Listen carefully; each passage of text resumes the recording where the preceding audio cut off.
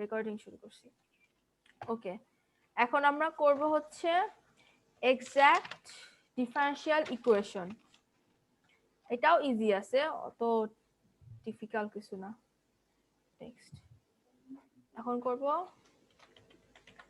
Exact differential equation. এখন দেখো এই ইকুয়েশনের ক্ষেত্রে কি হবে, আমরা যে ফরম্যাটটা দাঁড় করাইছিলাম না, m d x plus n d y equal to 0, এই ফরম্যাটটার মধ্যে আমাদেরকে আনতে হবে। প্রথমে আমাদের সব ইকুয়েশনকে এই ফরম্যাটে আনতে হবে। এরপর আমাদের কি করতে হবে, এই যে এম আছে, এই এম কে আমাদেরকে এম কে ওয়াই এর রেসপেক্টে, আমি এভাবে লিখছি কেন, এম কে হচ্ছে আমরা ওয়াই এর রেসপেক্টে ডিফারেন্সিয়েট করতে হবে। আমি ড্র করে দেখাই। এম কে আমরা ডিফারেন্সিয়েট করব কার রেসপেক্টে, ও ওয়াই এর রেসপেক্টে। এম কে আমরা ডিফারেন্সিয়েট করব ওয়াই এর রেসপেক্টে। আর কি কই পেন ড্র কই,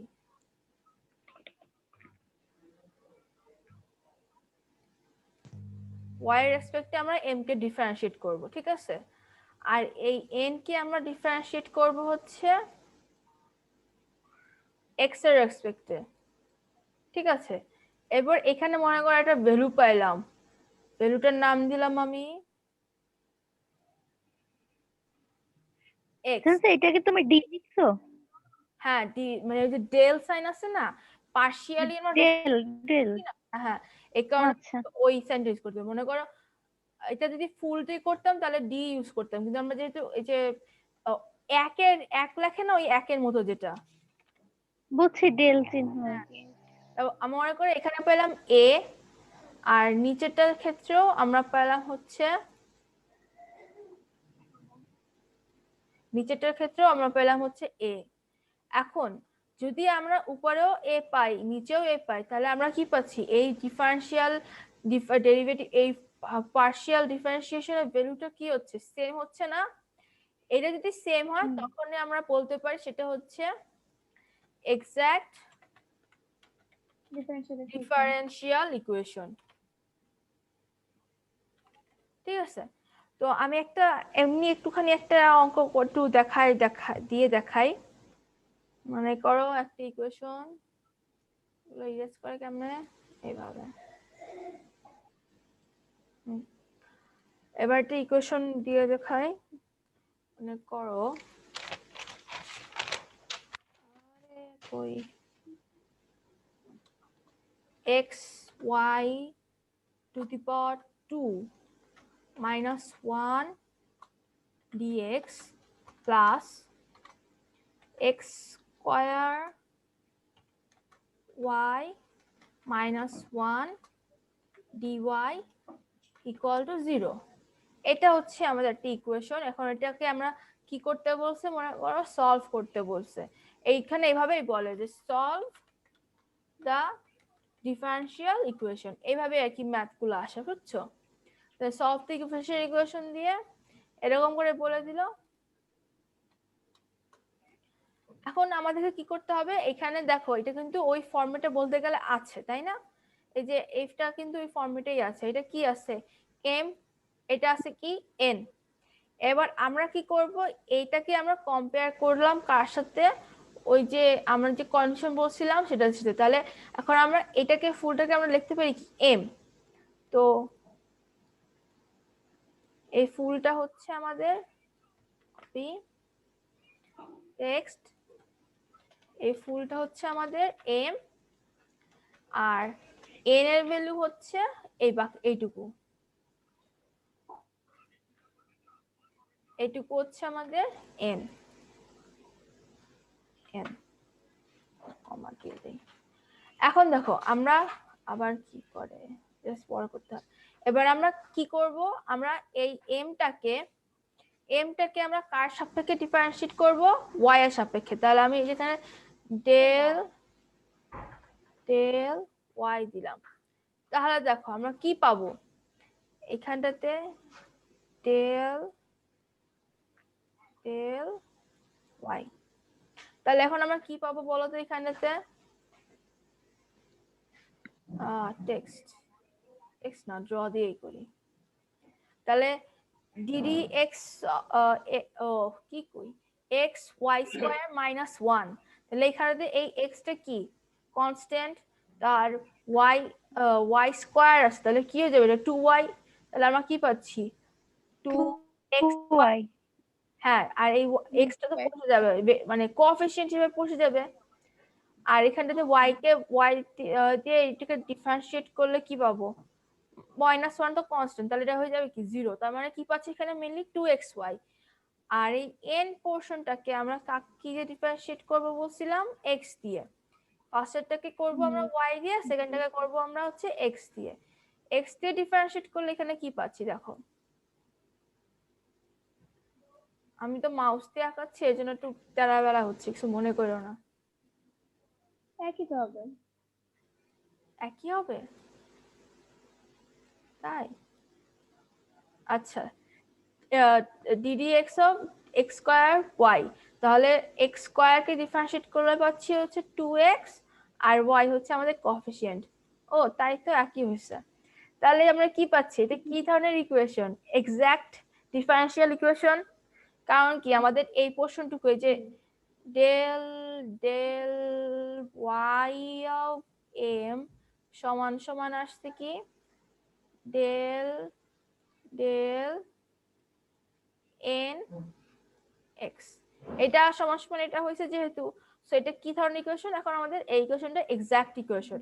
এখন এই এক্সাক্ট ইকুয়েশন তো এটা হইলো, এবার আমাদেরকে আমি কি করি, এবার আমাদেরকে একটা মেইনস ইকুয়েশন কি একটা ফর্মুলা, এইটা ফর্মুলাটা মেনটেন করে আমাদেরকে এই এক্সাক্ট ইকুয়েশনের সলিউশনটা বের করতে হয়।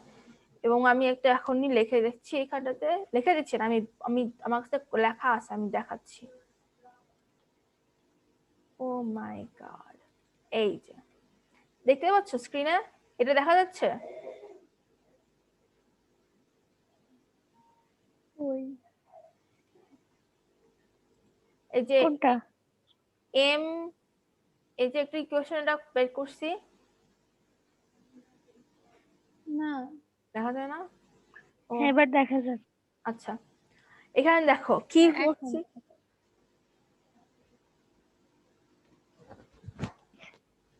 স্ক্রিন দেখা যায় না?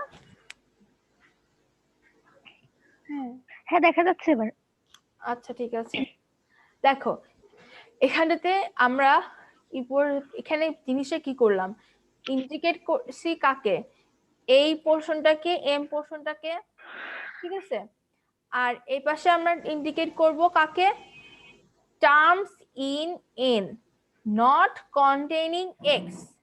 তাহলে এন এর মধ্যে যে টার্মগুলোতে এক্স থাকবে না,